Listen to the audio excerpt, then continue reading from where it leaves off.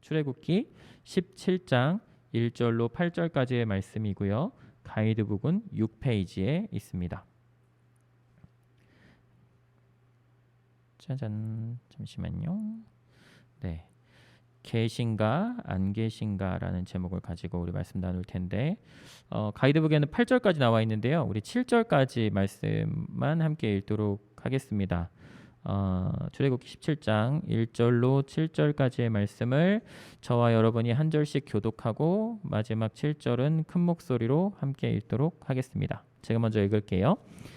이스라엘 자손의 온 회중이 여호와의 명령대로 신 광야에서 떠나 그 노정대로 행하여 르비딤의 장막을 쳤으나 백성이 마실 물이 없는지라. 백성이 모세와 다투어 이르되 우리에게 물을 주어 마시게 하라. 모세가 그들에게 이르되 너희가 어찌하여 나와 다투느냐? 너희가 어찌하여 여호와를 시험하느냐? 거기서 백성이 목이 말라 물을 찾음에 그들이 모세에게 대하여 원망하여 이르되 당신이 어찌하여 우리를 애굽에서 인도해 내어서 우리와 우리 자녀와 우리 가축이 목말라 죽게 하느냐? 모세가 여호와께 부르짖어 이르되 내가 이 백성에게 어떻게 하리이까? 그들이 조금 있으면 내게 돌을 던지겠나이다.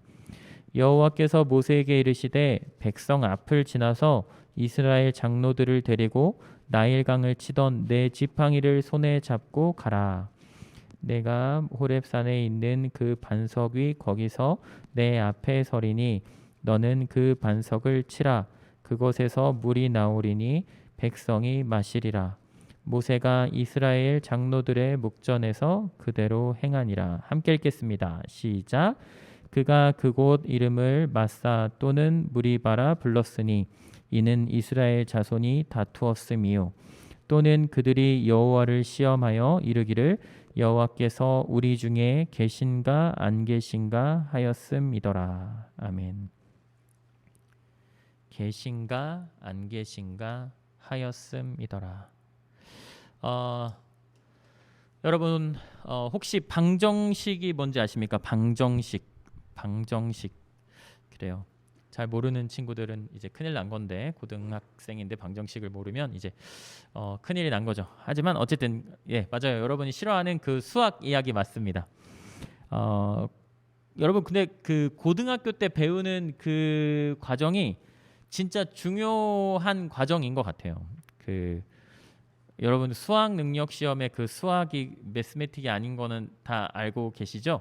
그 수학이 혹시 그 수학이라고 생각하는 분 안 계시죠? 네, 수학 능력 시험은 대학에서 수학할 수 있는 공부할 수 있는 능력이 있는지를 보는 시험이죠. 수학 능력 시험. 네. 지금도 이제 알았는데 마치 원래부터 알았다는 표정으로 보고 있는 사람들이 있는 것 같은데 아무튼 여러분 이 그 대한민국의 주입식 교육의 힘이 얼마나 대단하냐면 제가 올해 42이 되었거든요. 42 이제 많이 먹었죠, 그렇죠? 42이 되었는데 아직도 고등학교 때 배웠던 근해 공식이 기억이 나더라고요. 근해 공식 아시죠? 이거 저도 아는데 여러분 모르면 이제 진짜 큰일 나는데 어떤 거냐면 ax 제곱 플러스 bx 플러스 c는 0일 때 그렇죠? 그리고 a와 b는 0이 아닐 때가 이제 전제가 되고 그때의 x 값은 그러니까 근해 값은 무엇이냐? 무엇입니까? 아시죠? 모르면 안 되는데 2a분의 마이너스 b 플러스 마이너스 루트 b제곱 마이너스 4ac 그죠? 우리가 마치 주기도문을 외우듯이 외울 수 있지 않습니까? 2a분의 마이너스 b 플러스 마이너스 루트 b제곱 마이너스 4ac 네 진짜요. 저 여기 안 적어놨어요. 그렇죠? 제 이거 원고 제가 헬퍼들한테 드렸으니까 거기 보면은 안 적어놨잖아요. 그렇죠? 외웠어요. 제가 외우고 있습니다. 네, 여러분 이 공식에서 a와 b의 값이 아무리 막 휘황찬란한 게 나온다 하더라도 막 100조 막 이런 게 나온다 하더라도 막 몇억 막 이런 게 몇 조, 몇 천억 막 이런 게 나온다 하더라도요. 이 공식만 알고 있으면 근해 공식으로 모든 2차 방정식을 다 풀 수 있게 됩니다. 위닝이라는 주제로 이번 수련회를 우리가 하나님께 올려드리는데, 이 수련회를 통해서 우리가 배우고자 하는 것은 무엇이냐면, 우리의 삶에 새겨졌으면 하는 것은 무엇이냐면, 이 승리의 공식을 우리가 함께 배우는 시간이 되었으면 좋겠습니다. 승리의 공식. 여러분, 이스라엘 백성들이 출애굽을 합니다. 그들이 애굽에 있을 때 그들이 거기에서 10가지 재앙을 보았습니다. 이 자세한 내용은 저희 고등부 유튜브에 구독하고 좋아요를 눌러주시면 작년도 8월부터 10월까지 우리가 출애굽기를 함께 묵상하면서 살펴봤던 내용이 있으니까 자세히 살펴보시고요.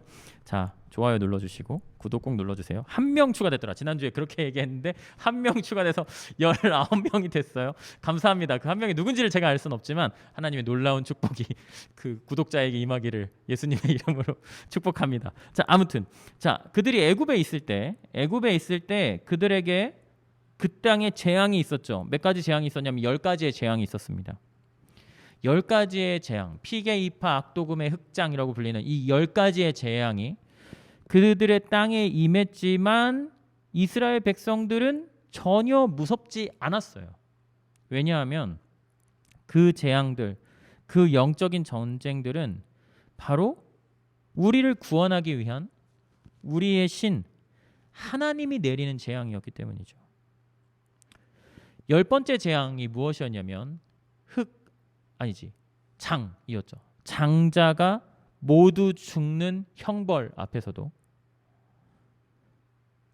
그들은 죽지 않았습니다. 어떻게 죽지 않았냐면, 어떻게 그렇게 그들은 다른 이들의 장자는 다 죽었는데, 지금 그러면 큰일 나죠. 저도 장자니까.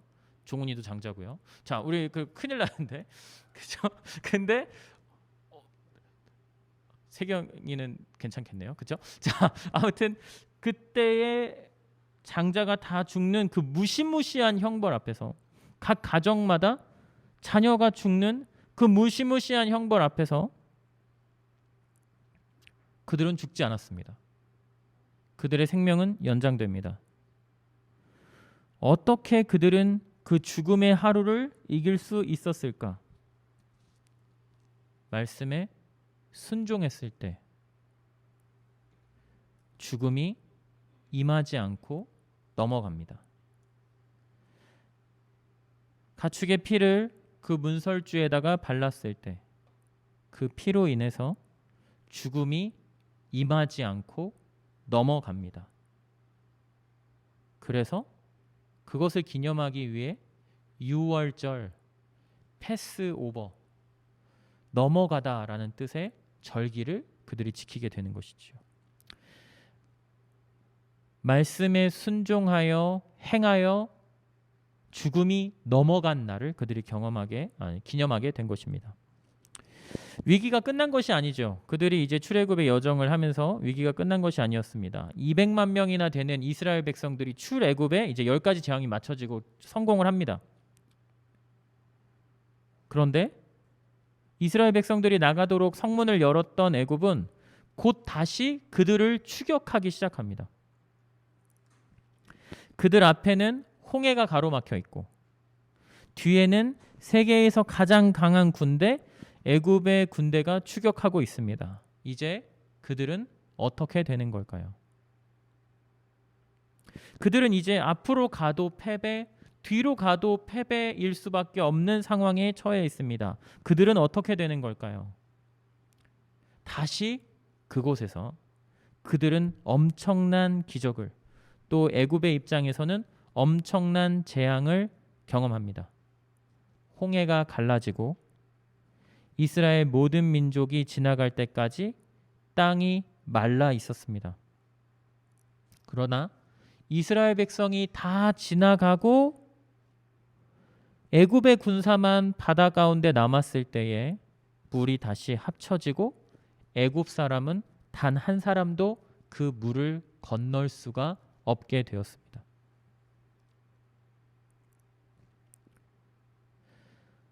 자, 우리는 지금 방정식 이야기를 하고 있는 거예요. 이번에는 그들이 광야에 들어갔는데 음식이 없습니다. 그때 어떤 일이 일어났을까요? 하나님이 만나와 메추라기로 그들을 배불리 먹이십니다. 물을 먹으려 해서 물가에 갔는데 그 물이 쓴물밖에 없었어요. 어떻게 했었나요? 하나님이 그 쓴물을 단물로 바꾸어서 마시게 하셨습니다.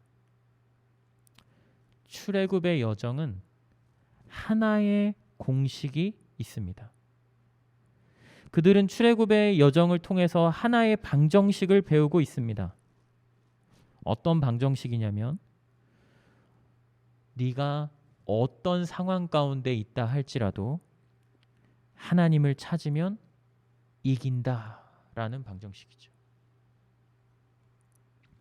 네가 어떠한 위기 가운데 있다 할지라도 하나님을 찾으면 이긴다.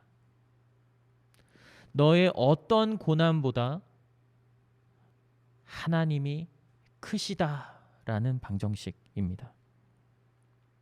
그리고 오늘 본문에서 그들은 또 다시 하나의 어려운 상황을 맞이합니다.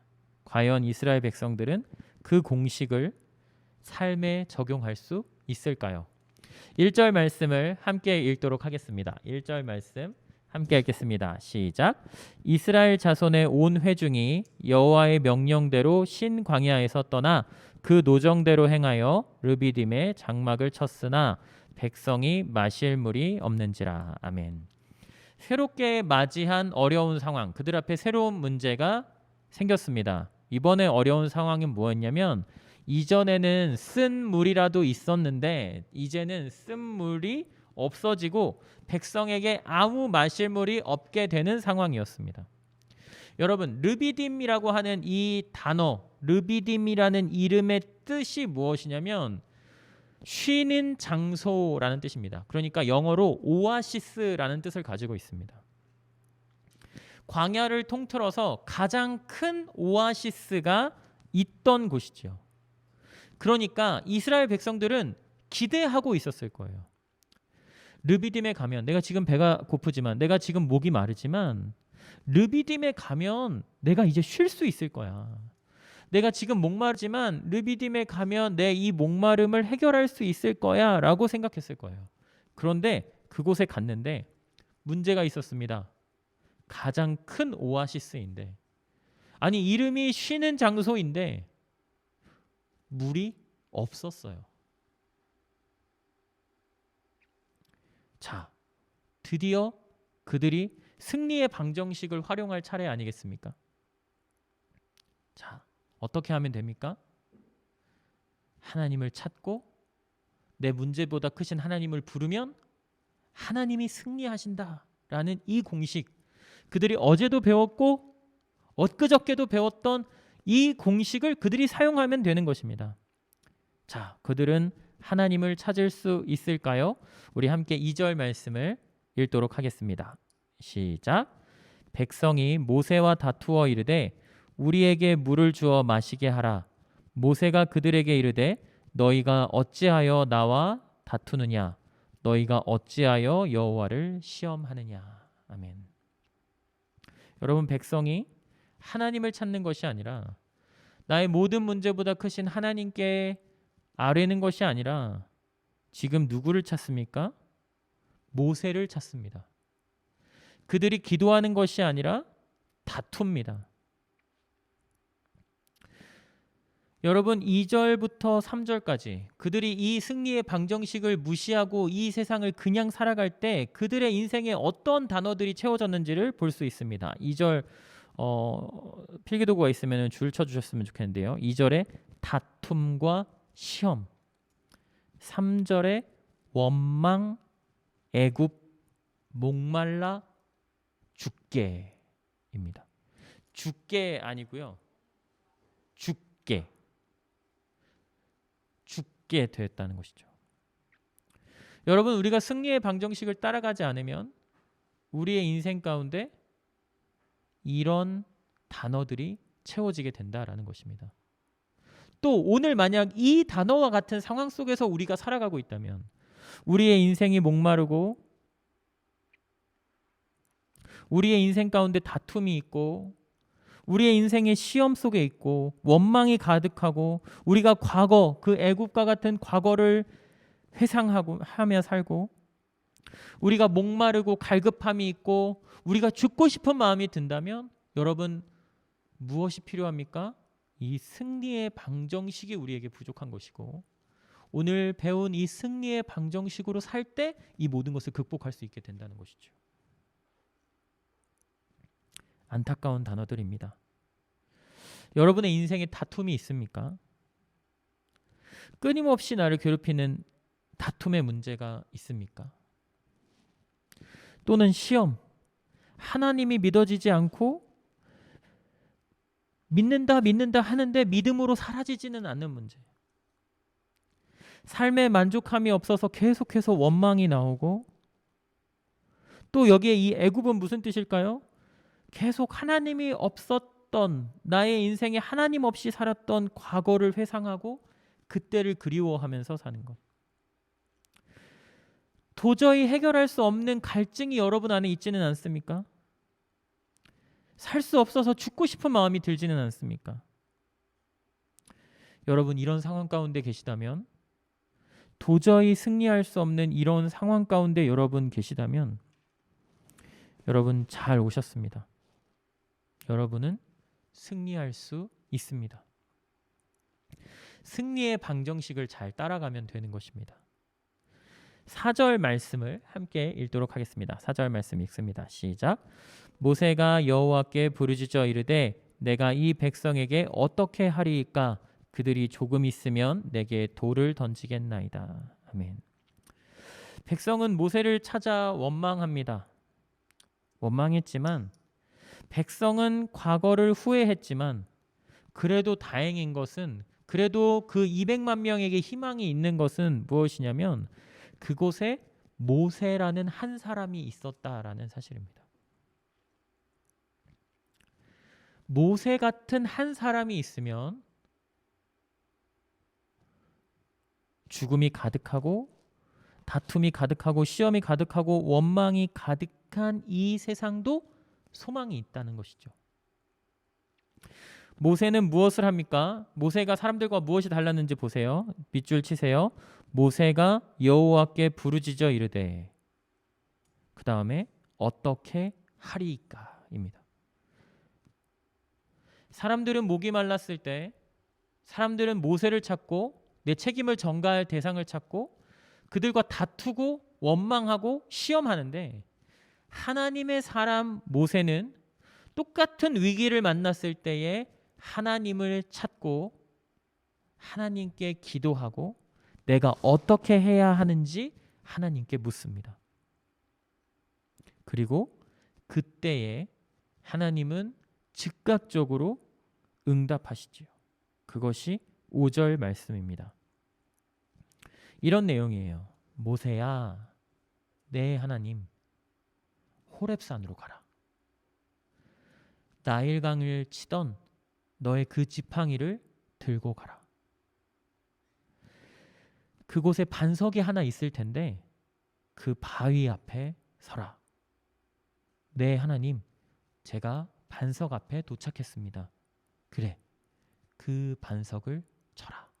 여러분 이게 오늘 우리가 읽었던 본문의 말씀이죠. 이 지팡이에 대해서 자세히 알고 싶다면 고등부 유튜브 채널에 또 준비되어져 있는 말씀이 있으니 좋아요와 구독 꼭 눌러주세요. 자, 아무튼 간에요. 이 지팡이는 언제부터 모세가 가지고 있었던 지팡이였냐면 모세가 광야에서 양을 칠 때부터 가지고 있던 지팡이였죠. 그랬다가 무슨 일이 일어납니까?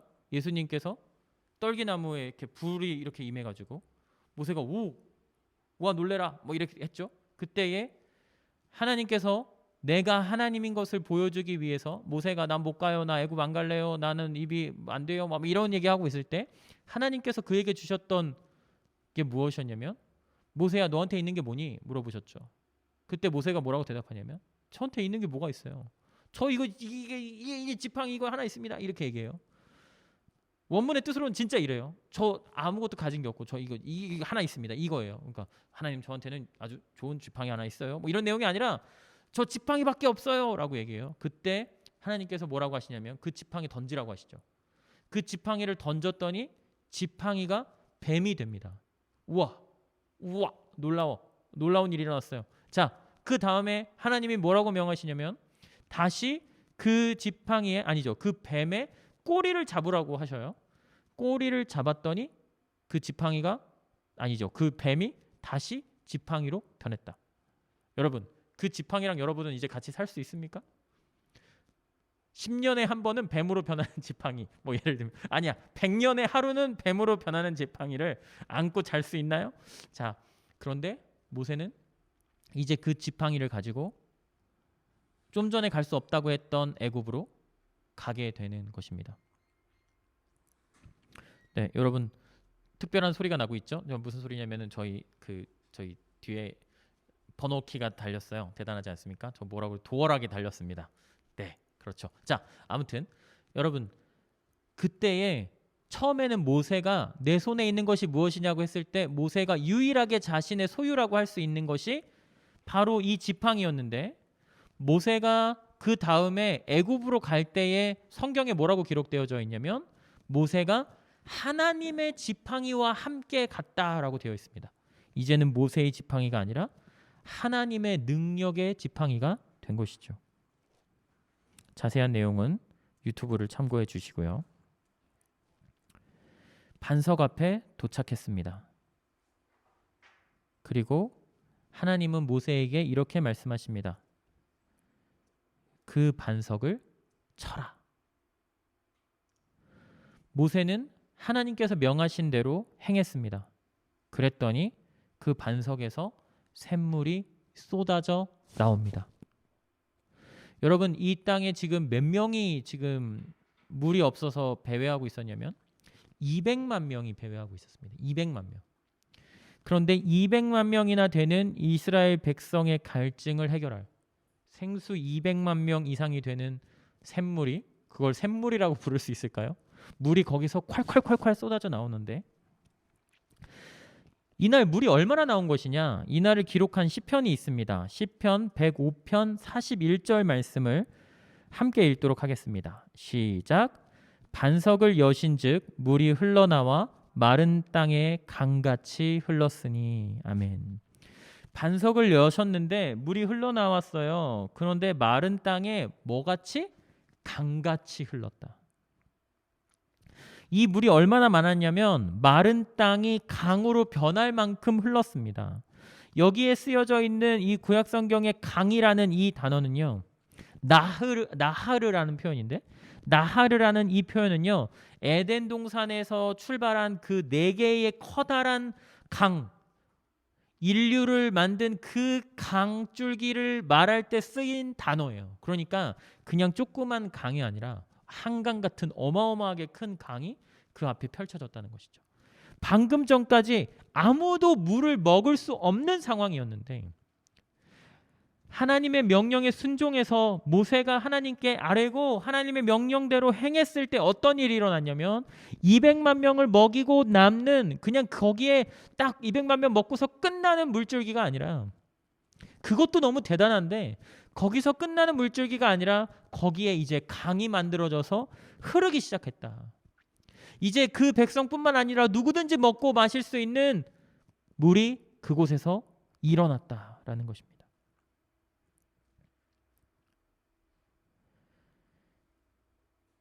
여러분, 그래서 이제 그 르비딤은 이제 진짜 르비딤이 될 수 있었습니다. 르비딤의 이름, 쉬는 장소, 오아시스인데 물이 없어서 모든 이들로 하여금 실망했던 그 르비딤이 이제 사람들이 와서 즐기고 기뻐하고 회복되고 부흥을 경험하는 르비딤으로 변화되었습니다. 여러분의 오늘이, 여러분의 어제가 혹시 아까 2절과 3절에서 읽었던 죽고 싶은 원망이 가득한 갈급한 갈증이 일어나는 다툼과 시험이 가득한 그런 인생이라 할지라도 여러분이 오늘 주께 순종하고 여러분이 오늘 주님께서 원하시는 대로 행하면 여러분의 인생은 르비딤이 진짜 르비딤으로 변화되었듯 역전되었듯 여러분의 인생도 역전되는 줄 믿습니다.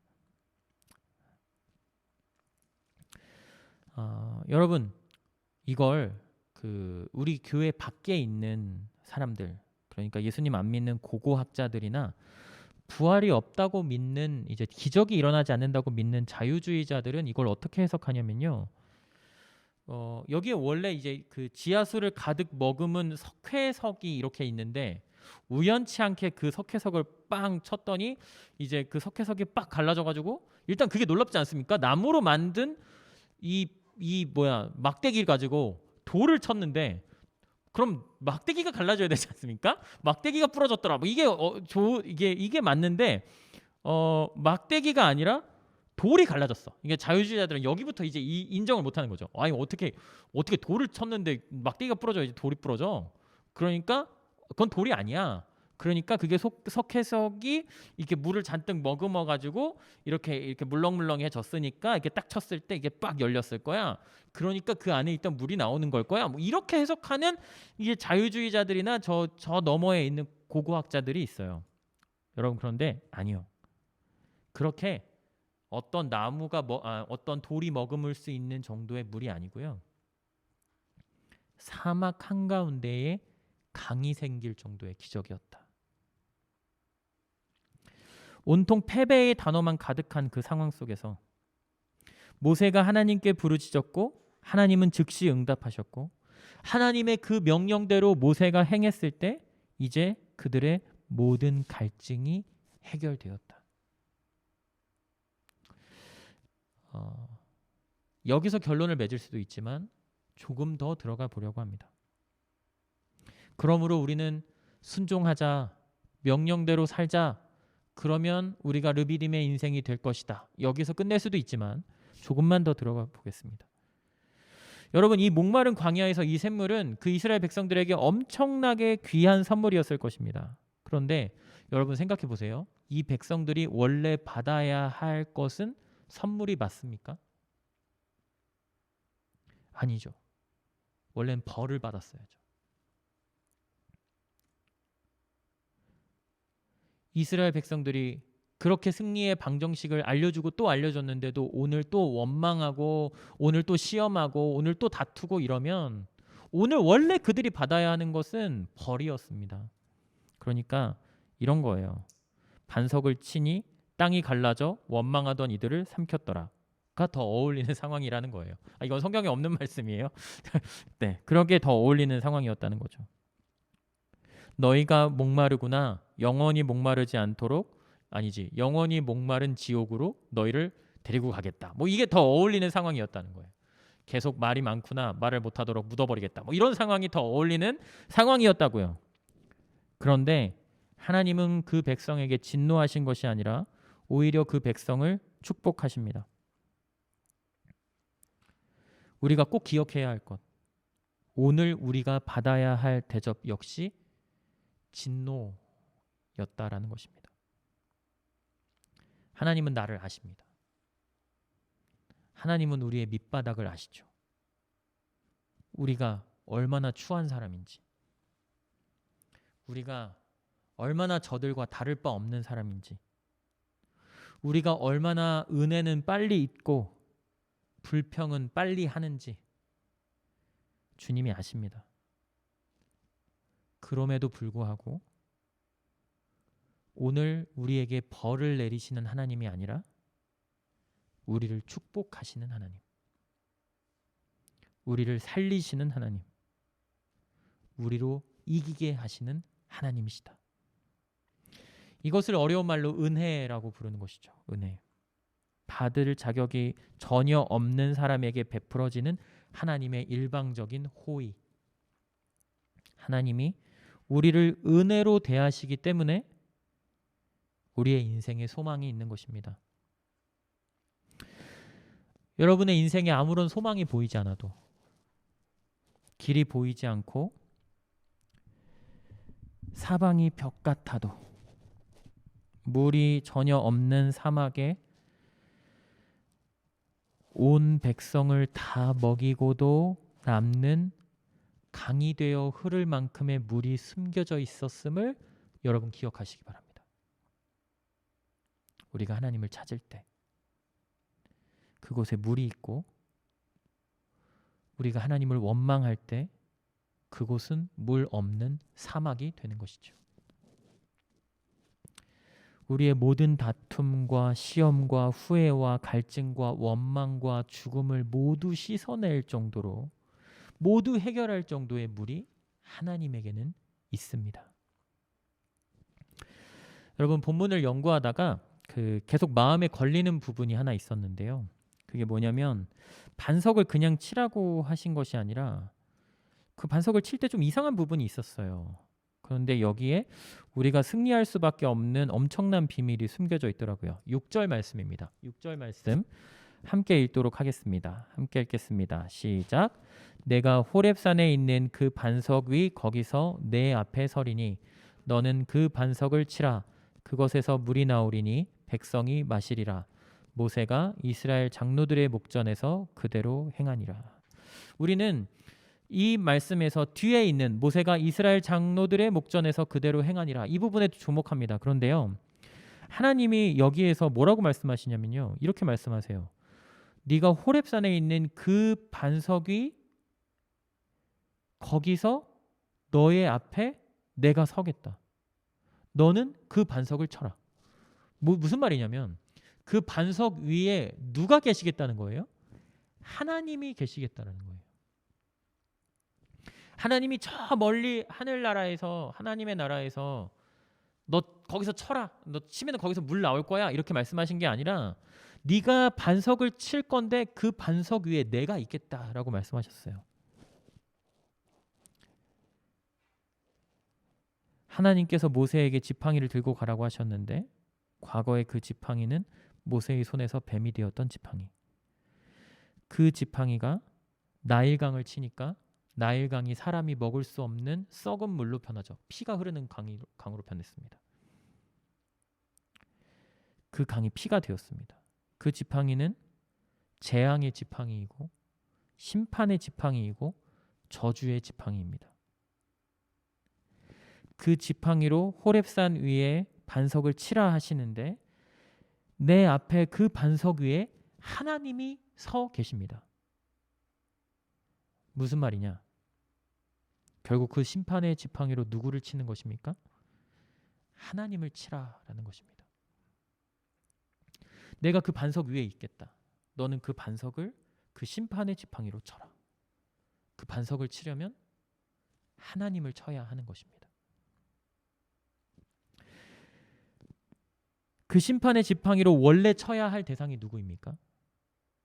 어제 놀라운 하나님의 사랑을 경험했어도, 어제 놀라운 하나님의 은혜를 경험하고도 오늘 또 하나님을 저주하고 시험하는, 하나님 바라보기를 거절하고 하나님을 원망하고 불신하며 자기 편을 저주하고 원망하고 시험하는 이 백성들을 치는 것이 합당한데, 하나님은 공의의 하나님이셔서 그 벌을 내가 받겠노라고 말씀하고 계시는 것입니다. 너무한 해석이 아닙니까? 하나님이 맞았다는 말이 어디 있죠? 라고 생각하실 수 있어서 찾아봤는데 고린도전서 10장 4절, 그건 저의 해석이 아니라 성경의 해석입니다. 사도 바울이 이 사건을 이렇게 기록합니다. 10장 4절 말씀 함께 읽겠습니다. 시작. 다 같은 신령한 음료를 마셨으니 이는 그들을 따르는 신령한 반석으로부터 마셨으며 그 반석은 곧 그리스도시라. 아멘. 그 반석은 곧 그리스도시라. 반석을 치라 하셨는데 그 반석이 예수님이었습니다. 모세는 지금 예수님을 친 것이죠. 저주의 지팡이, 심판의 지팡이, 뱀의 지팡이, 피의 지팡이로 지금 예수를 치고 있는 것입니다. 인류의 죄악 앞에 포맷해 버려야 마땅한 이 땅을 그래도 사랑하셔서 포기할 수 없어서 하나님께서 십자가에 달리셨습니다. 예수님이 십자가에 달리셔서 쏟으신 그 피로 우리는 생명을 얻고 우리는 용서를 받은 것입니다. 반석이 깨어지면서 흘러나온 그 샘물, 깨어진 그리스도, 그 깨어진 그리스도에게서 흘러나온 생명이 우리를 다시 살립니다. 목마른 광야에서 깨트린 이 반석에서 흘러나온 샘물, 그 샘물을 얻기 위해서 인간이 한 일이 무엇이 있습니까? 없습니다. 그저 하나님이 주신 선물입니다. 우리는 계속해서 승리에 대해 살펴보고 있습니다. 승리의 비결은 무엇인가? 오늘 본문 속에 숨겨져 있는 승리의 비결은 이것이었습니다. 십자가 사건, 십자가 사랑인 것이죠. 우리는 어떻게 이길 수 있을까요? 주님을 부르면 이기는 이 신앙의 이 승리의 방정식은 어떻게 완성되는 것일까요? 이 세상을 창조하신 창조주께서 우리를 사랑하신다는 그 말도 안 되는 전제 때문에 그 방정식은 완성될 수 있는 것이죠. 우리는 왜 삽니까? 하나님의 은혜 때문에, 그 은혜 덕분에 삽니다. 우리는 그 은혜에 빚진 자들입니다. 원망하고 계십니까? 오늘도 다투고 불신하고 계십니까? 그럼에도 불구하고 하나님은 당신을 사랑하십니다. 그래서 십자가에 달리셨습니다. 그 십자가 때문에 우리는 고난을 이깁니다. 우리는 오늘 승리할 수 있습니다. 말씀을 맺습니다. 7절 말씀을 제가 읽겠습니다. 그가 그곳 이름을 마사 또는 무리바라 불렀으니 이는 이스라엘 자손이 다투었으며 또는 그들이 여호와를 시험하여 이르기를 여호와께서 우리 중에 계신가 안 계신가 하였습니다.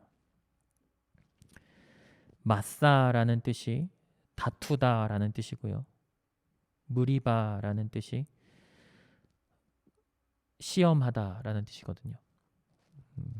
그래서 그곳을 마사 또는 무리바라고 불렀대요. 다툼 또는 시험이라고 불렀던 것이죠. 왜 그들이 다투고 시험하고 갈증이 있고 원망하고 죽게 되었는지를 7절 말씀은 한마디로 정리합니다. 여호와께서 우리 중에 계신가 안 계신가 하였기 때문이다.